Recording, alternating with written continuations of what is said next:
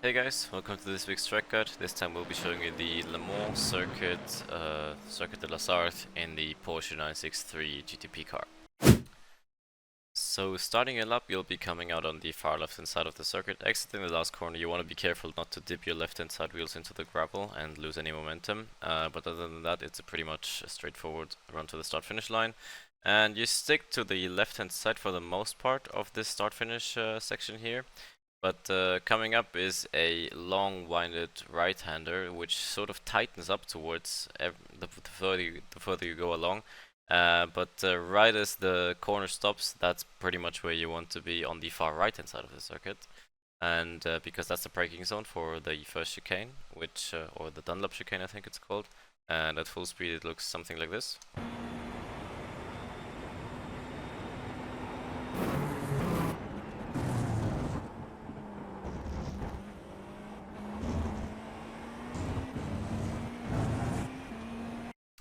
So coming up or coming out of the coming out of the start finish straight section of this full throttle section here, you want to be taking a bit of a swing from the left towards the right hand side in order to set up the braking zone for turn 2. It isn't really in this instance. In order to set up the braking zone for turn 2 in as straight a line as possible, which you used to be able to manage with a lot more grip in the olden days, but now with a lot more or quite reduced grip compared to 1 season ago, you're gonna have to brake a lot earlier and time your braking a bit earlier and a lot more carefully because you'll run a lot more risk of locking up than you used to. So braking point is pretty much right as you cross the apex of this right hand kink, but be mindful that you want to leave a lot of margin in this instance on the braking itself because you're turning the car, setting it up. As soon as you're traveling in a straight line, you can start committing onto the brakes a bit more. But in order to get as much of a swing into the corner as possible, you also want to be taking a bit of curb.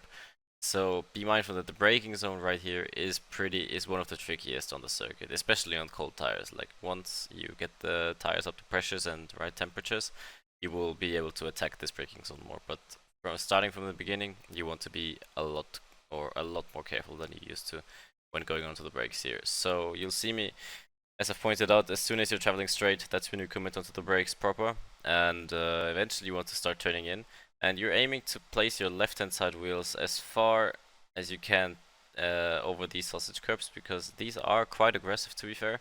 But it's worth taking the pain of going over the curbs because it just opens up the entire chicane a little more. And eventually, once the tires are up to pressures and the right temperatures, you will be able to attack them a lot more because there's a bit more ride height available on the car, and also you'll be more used to, or you'll run these curves a lot more consistently than just than in the beginning of the stint. So yeah, going over this curb or going over the first apex, you want to take a bit of a swing into the second one, but you're pretty much straight into turning into the second one. And once again, same as the previous corner, you want to aim to take as much of these sausage curbs as possible. Be mindful that the track limit here is a bit more strict than in the first apex, so right around here is pretty much the limit, I would say, in terms of placing a car. And yeah, you want to avoid a slowdown, especially in the beginning, because yeah, iRacing likes to. If you don't have a delta time yet, or if you haven't gone through the sector in a particular server, your slowdown will be based off of a much slower time, which will lose you a lot more time than if it was compared to a fast lap of yours or a previous fast lap of yours. So yeah, exiting the corner, like all the way through here, you want to keep some throttle on and start rotating the car on throttle. But still, you want to be mindful that on going on throttle here, you want to obviously be as early and as aggressive as possible, but also don't overdo it because any moment of the rear stepping out will just prolong its way down this whole this whole upcoming full throttle section here. So be mindful, just yeah, try to keep the car as balanced as possible on throttle and aim to exit this section with about half your car still on the blue and yellow curb. I've got my colors right now. So yeah, you'll be going down this well, pretty much left and right hand kink, which can be a bit tricky, especially on cold tires. So be mindful that, especially on your outlip, you should still be careful. Don't push it straight away. Try and feather the throttle a little bit. But yeah, this whole section, once the tires up the pressures, you'll find it pretty easy to negotiate in with full throttle. But it's all a setup for the second left and right chicane, which is a lot quicker than the first one, which at full speed looks something like this.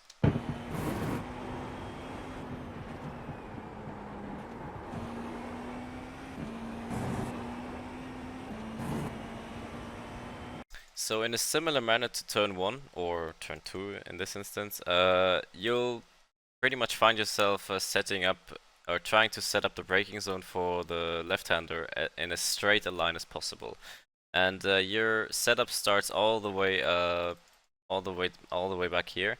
You want to take as much of a swing towards the left hand side, like use this little bit of extra tarmac here as well in order to place the car towards the far left hand side, or come back from as far left as you can into the right, which helps you even more to set up the braking zone in a straight line.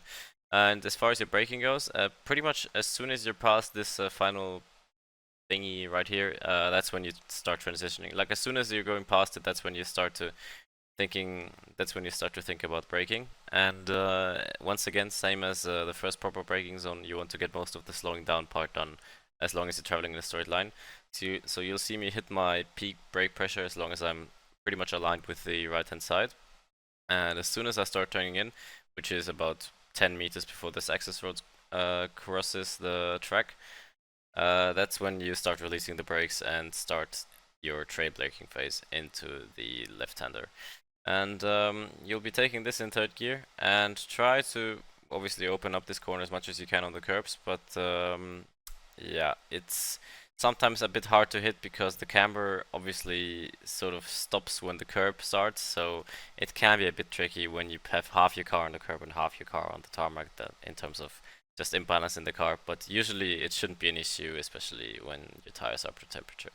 So yeah, you'll be negotiating this in a quite quick manner, so you'll not have a lot of time turning the car back over towards the right, and you try to hit this curb, like try to not hit this curb too early, like try to hit it right as it coincides with this last sort of bollard right here, the green bollard. That's when you try to graze the curb here in order to open up the exit as much as possible. And be mindful that going over this crest, you'll see me have a bit of a snap here, like I'm gonna play it at full speed, just very briefly. So you'll see me counter steering pretty much, yeah, anticipating the oversteer moment. Like that's basically what you'll cause by going over this curb right here. Like there's a bit of imbalance there. Like the car will briefly lift off the ground, then come back over, then come back towards the ground, and that's what causes this imbalance right here. And also going over this crest, like you'll see that it's sort of a climb up until this point, and then it's sort of a drop downhill once again. So be mindful that you want to get that oversteer part done before going over the crest, because if your rear is still sliding out when going over the crest, your car will go light and the slide will be a lot more prolonged, if not go into a whole spin completely. So be mindful that you want to negotiate the oversteer exiting turn 5, I think at this point, or that last left-right bit we just went through. You want to negotiate that as much as you can before going over the curb. So you will be heading, we'll be staying on the far left-hand side because we'll be heading into Terre Rouge, I think it's called, which is just a right-hand kink, but it's pretty satisfying if you get it right, which at full speed looks like this.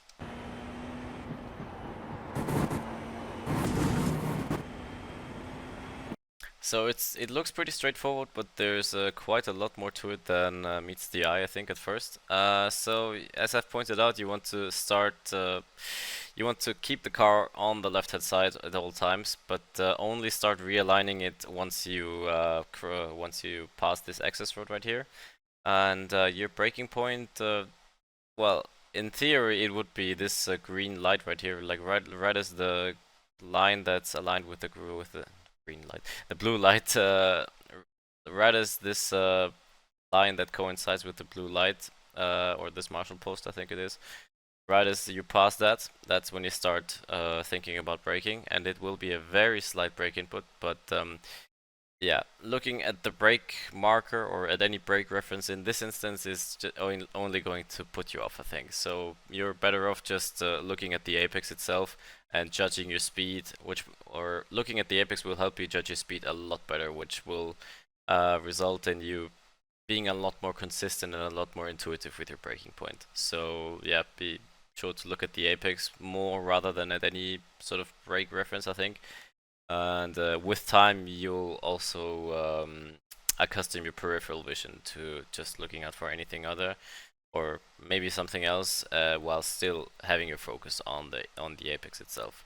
So yeah, but in theory, it would be right as this line of the blue marshal post coincides with the track, and your braking input will be very, very brief and very, very slight, because you're not really slowing the car down by a lot. So you'll be, as you can see, we're heading into the corner with 245 kph, and we're only slowing it down by 20 kph at most. So yeah, it will be a very slight brake input, but it still needs to be precise, and it still needs to be controlled, and still needs to be smooth, because any sort of oversteer or understeer or any imbalance in the car you carry through here will will prolong itself down the arguably, or not arguably, but I think one of the long straights on this track. So you want to be very precise here. And as far as the apex goes, you can take quite a lot of liberties with this curb, even in the Porsche, which is not really known for its curb compliance, I think.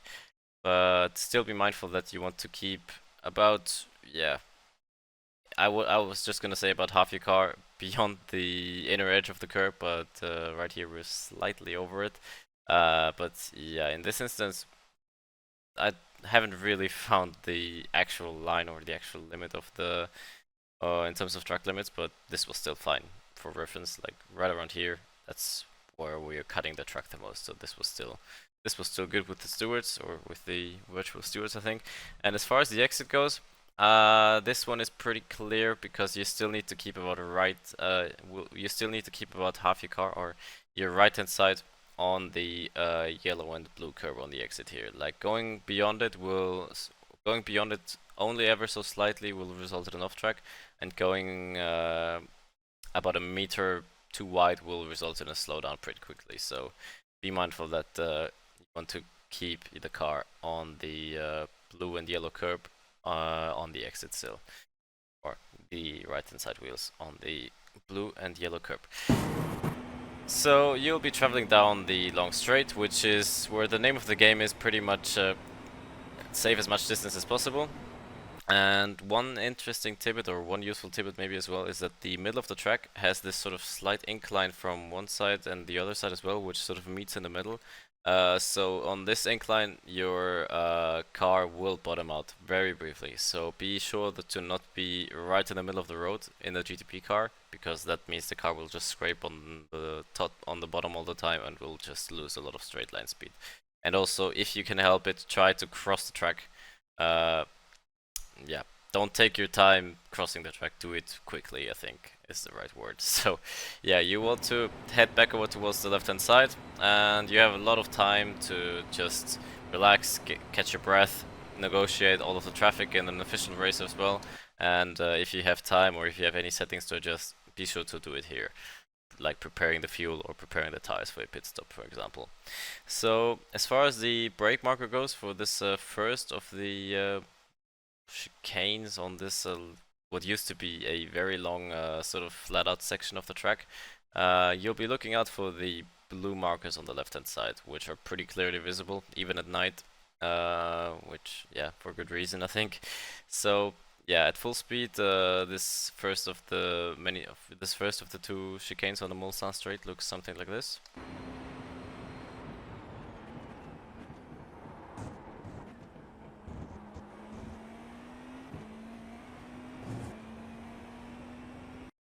So in terms of braking point for the first of the two chicanes on the Mulsanne straight, you'll be looking for the well, obviously the meter boards are quite a good reference, but what I'd like to use as well is this sort of access in the guardrail, like this orange marker right here. Right as I pass that, that's when I start committing onto the brakes. And in terms of meters, I would say it's it's almost in the middle, like slightly near or slightly closer to the 200 board, so it would be about 155, 160, 155 meters.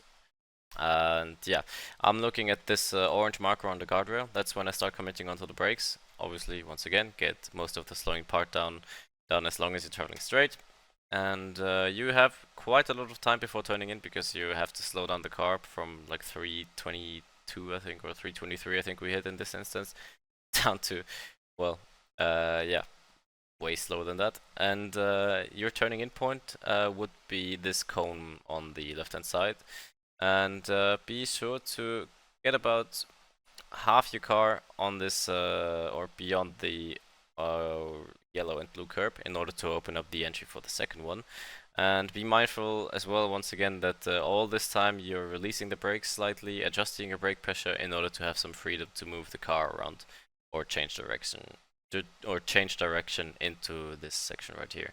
Like take about this much of the curb, which from the outside would be, yeah, pretty much, like ideally about half your car beyond the inner edge of the curb. And that helps you open up this entry to the second one, where once again, you want to take as much of take as much curb as you can, or take as much of the tarmac on the inside of the curb as you can. But this one right here has a pretty tricky slowdown here, like try to find the edge, which would be, once again, half your car on the inner edge of the curb. Like, you can put half your car near the edge, near the inner edge of the curb, but it still has to be to the right of it. And if you go slightly to the left of that, it will be a slowdown once again. So be mindful of that and try to find your way ever closer to the limit without going over it in the race. So yeah, in terms of throttle application, you go down into second gear and you try to find your way through the exit in terms of balancing the car on throttle. Like, once again, don't overdo it. It's better to just be patient and be all the more, or be ever so, leave that tiny bit of margin in terms of throttle application in the beginning in order to feed the car into the stint. And yeah, try to avoid any oversteers or snaps on exit, because once again there's a pretty long flat out section coming up. And yeah, but you should be back to about 100% throttle right around here, like right about halfway between the second and the third apex of this section. And as far as the third apex goes, you can try and straight line it as much as you can. And once again, you try to, since the upcoming left-hander, or since the upcoming chicane starts with the left-hander, you want to try to bring the car back over towards the right. Once again, there's this sort of incline from both sides towards the middle of the track, and you want to cross this potential bottoming out part of the track as quickly as you can. And since the car has a lot of downforce, the quicker you go, the more prone to bottoming out it is. So you try to get that done pretty much straight away. So you'll see me cross the track pretty much immediately back over towards the right, which, as I've just explained, has to do with the downforce increasing and the car, yeah, being ever more prone to bottoming out the faster you go. So as long as you're still not traveling with over 300 kph, you try to bring it back over towards the right. And yeah, you try to prepare yourself, or you're preparing yourself for this upcoming left chicane, the second of the two Mulsanne chicanes, whatever they're called, chicanes on the Mulsanne straight, which at full speed looks something like this.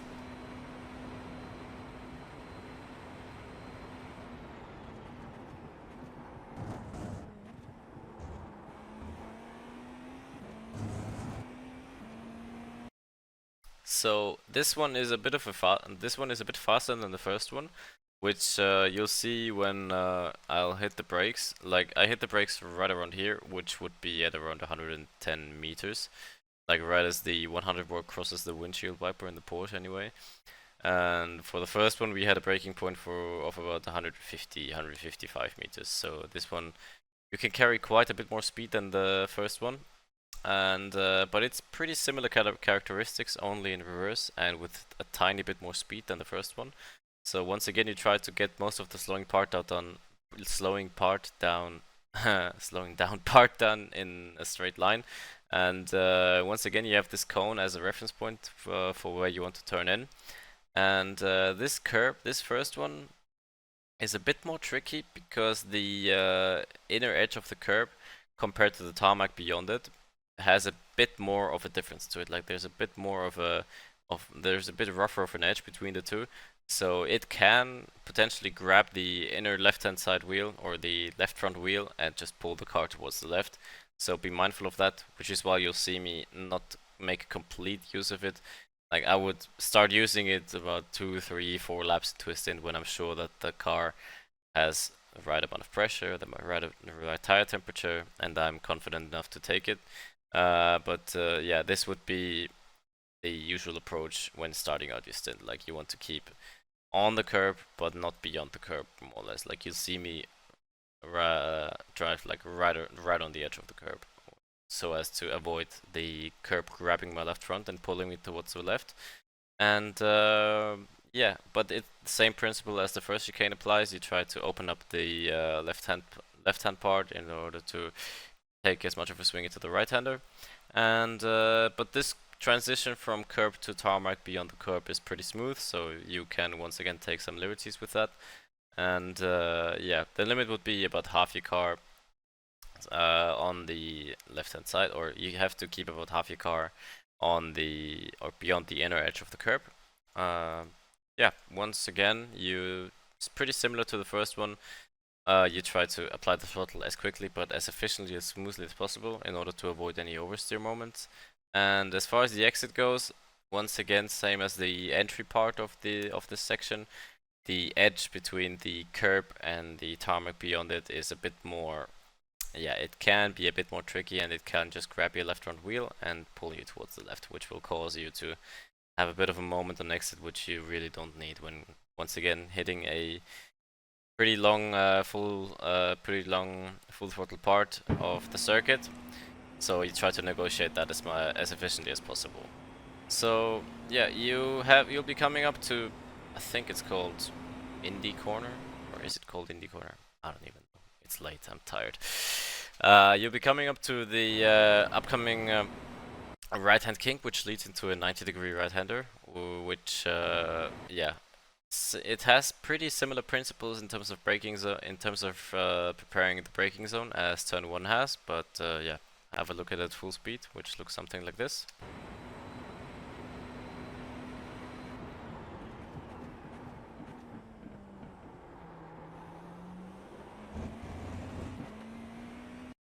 So yeah, you have your reference points once again, and this one is pretty satisfying if you get it right. So your first reference point you'll be looking out for is this cone on the left hand side, which is pretty much where you can start pointing the car to where you want to be or to where you want it to travel, or you put it on the trajectory which you'll be pretty much locked down to as soon as you hit the brakes, because once you hit the brakes you can't really change your direction anymore. So be sure to turn the car into the braking zone early enough, which, as I've said, would be right around this cone right here. And yeah, turn it ever so slightly, and your braking point would be pretty soon thereafter, like right around here, which would be about 15 to 20 meters from the start of the curb, which in this instance is a bit hard to spot because it's all in the shadows.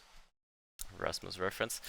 And yeah, a braking point or your braking zone will be a bit tricky to hit because you're you're still turning the car slightly towards the right, and there's a bit of unevenness going on in the road surface. But nevertheless, once you're set on your trajectory, you're pretty much trying to aim for your left hand side to be right around this curb right here, and obviously once again get most of the slowing down part done as long as you're traveling straight. And this curb right, or this cone right here, will also be your reference point as far as your turning in point goes. So right as you pass that, you start turning into the corner itself, and the limit would be pretty similar to other instances of the circuit. Would be half your car on the inner or beyond the inner edge of this yellow and blue curb right here still. So yeah, try to get the car slowed down and try not to carry any sort of lockups or understeer into the turning in point or into the corner itself, because you'll need all the grip available once again on the fronts as well as on the rears in order to accelerate out of the corner once again. And yeah, you accelerate in a smooth but consistent and yeah, precise manner, and you'll be running out right to the edge of the tarmac available, right up close to the gravel. You'll sometimes even catch some gravel here, or you'll see a lot of people just throwing up gravel here on the exit, but it shouldn't really hinder your exit as long as only part of your wheel is in the gravel. If your complete wheel on the left hand side is in the gravel, that's when you start costing yourself some time. And yeah, you jump off the curb, and you'll be once again heading into a pretty long full throttle section, which consists of 2 or 3 little kinks towards the right, so you try to bring the car back over towards the right as soon as possible in order to save distance. This was the first one.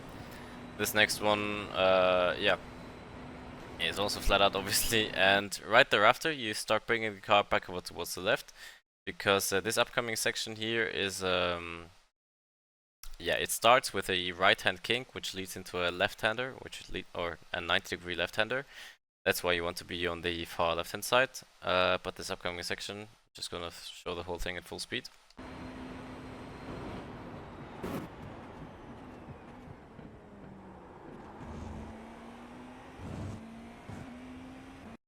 So this section is a lot more tricky, to get right than it used to, with a lot more grip. But anyway, or nevertheless, you start turning in, and also simultaneously pretty much just start slowing the car down right as the AstroTurf on the left hand side starts running out. That's when you turn in, and pretty much straight thereafter you want to apply a little bit of brake pressure, but only ever so slightly initially, because if you apply too much brake pressure after turning in, you'll shift the weight of the car towards the front a bit too violently, which will just cause the rear to lose grip and maybe snap on you sometimes. So you want to get or introduce the braking into the car as smoothly as you can, which is why you'll see me start hitting the brakes pretty smoothly initially, and you'll be aiming to hit part of the curb or hit the whole curb in this instance, and start so as to point the car or align the car with this dotted line or this dotted white line on the right, in order to have the ideal trajectory for the braking phase proper for the upcoming left-hander. So you'll see me change my brake pressure quite a lot. Initially I start braking very smoothly, then there's a bit more brake pressure here, and right as I go along the curb, and as I have to go off the curb especially, that's when you start releasing the brakes a little bit, because that's where most of the lockup potential is. And once you've negotiated that, you start aligning the car with the right hand side, and as soon as you're happy with your trajectory, that's when you start hitting the brakes proper once again in order to slow the car down. And right as the end of right as the end of this curve approaches, that's when you start releasing the brakes, and that's when you start turning into the corner itself. You can take a bit of liberties with this curb on the inside, but your main focus should be not to run out too wide, get the throttle applied, carry the speed, and try not to dip your wheels into the gravel on the right hand side once again. So yeah, once you've negotiated that, you want to bring the car back over towards the left as soon as possible for, I think it's Mulsanne, or no, Arnage. I think it's Arnage. Yeah, in order to prepare the car for Arnage corner, which at full speed looks something like this.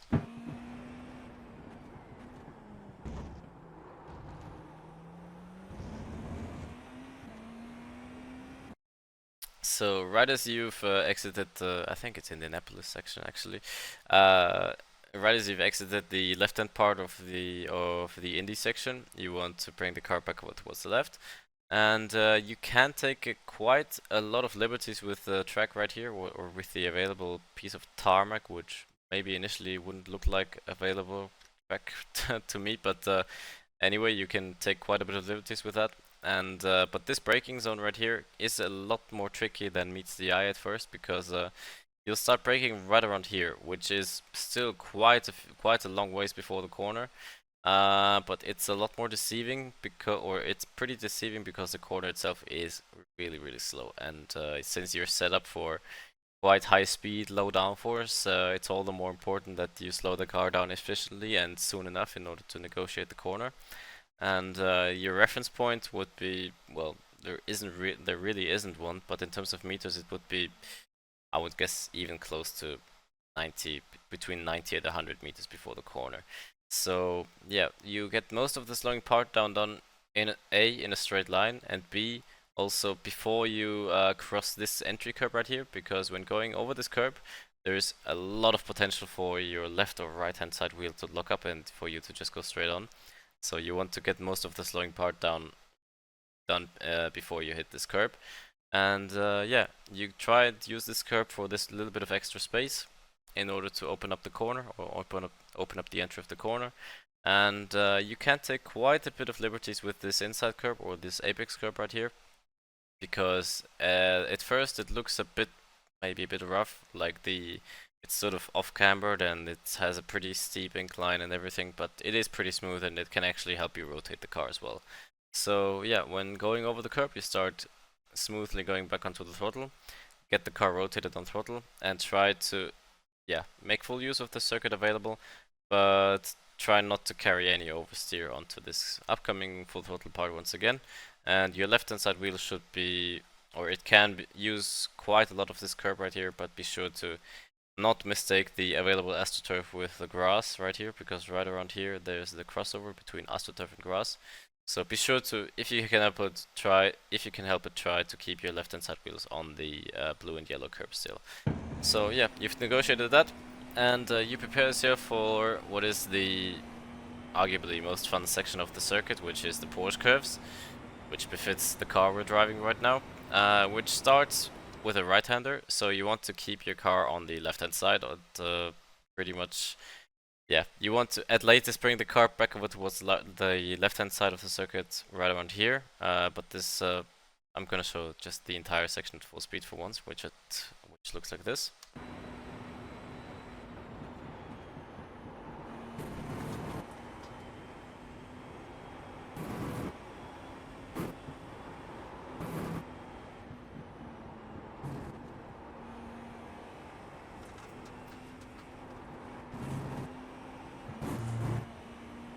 So you'll be starting out with the right-hander, which leads into the Porsche section itself. You'll be approaching it with quite a lot of speed, obviously, because you've had a lot of time to build it up. And your reference point would be this section of AstroTurf right here, or this section of green on the track.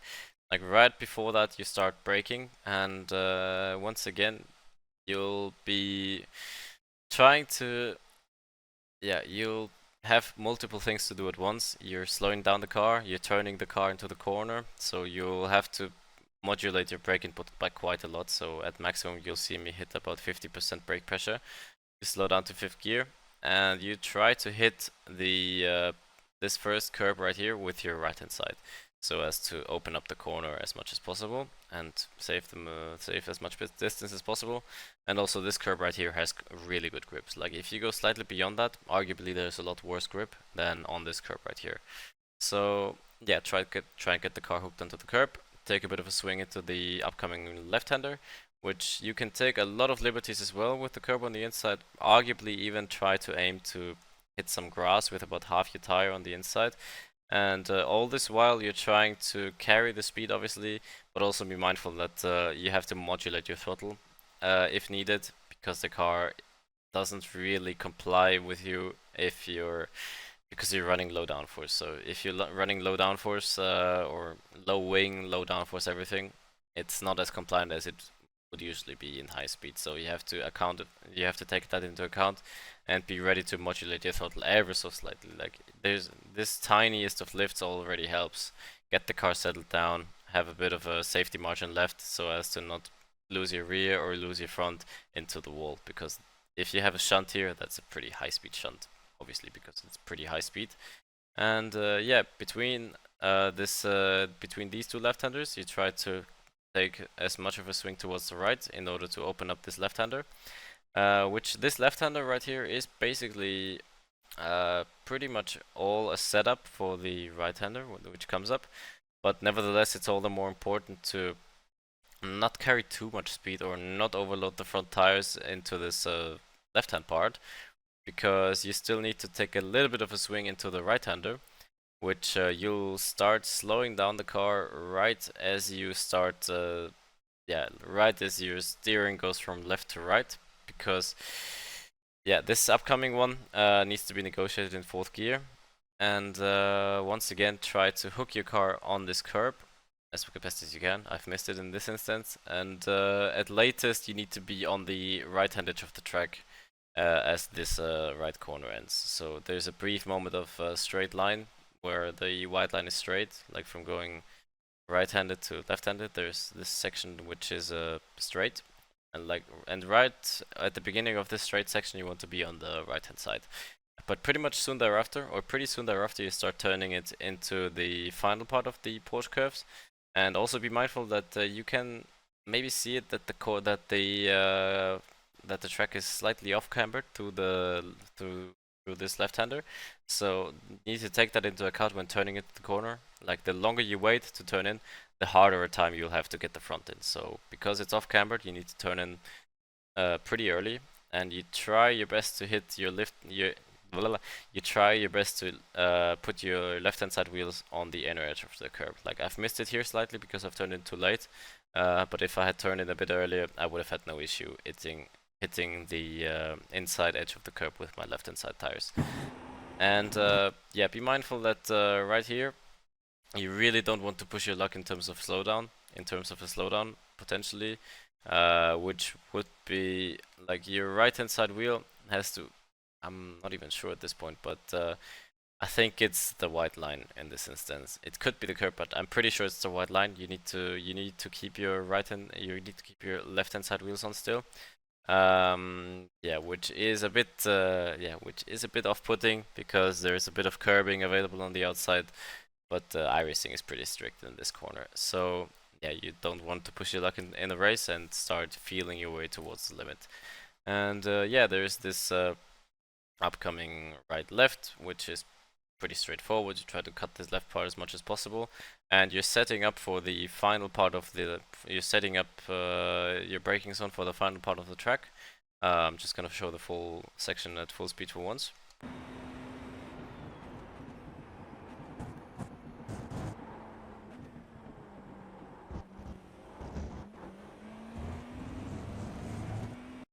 So you're bringing the car back over towards the right hand side pretty much straight after negotiating the final left-hand kink, which you try to cut in order to save as much distance as possible.